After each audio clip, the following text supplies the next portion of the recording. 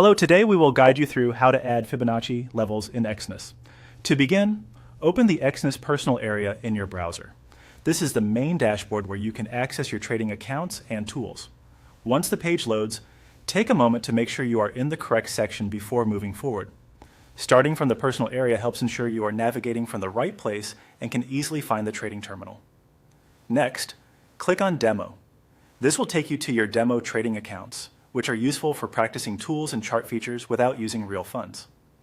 If you are following along for learning purposes, using a demo account is a great option because it lets you explore the platform confidently and get familiar with charting tools in a risk-free environment. After that, click on Trade.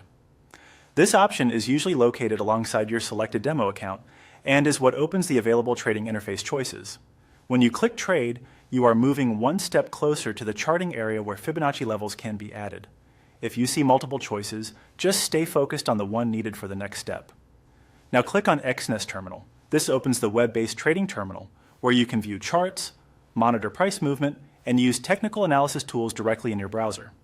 The terminal is designed to make chart interaction simple, so once it opens, you should be able to clearly see the trading chart along with a toolbar containing drawing and analysis tools.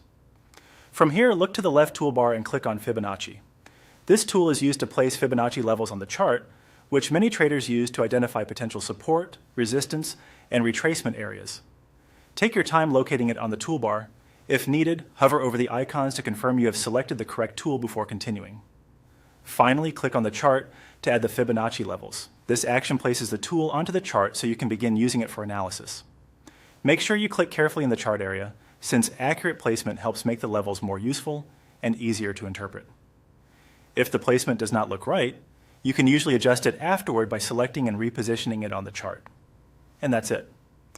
You have successfully added Fibonacci levels in Exness. Once you are comfortable with the process, you can repeat it on other charts to support your market analysis more efficiently.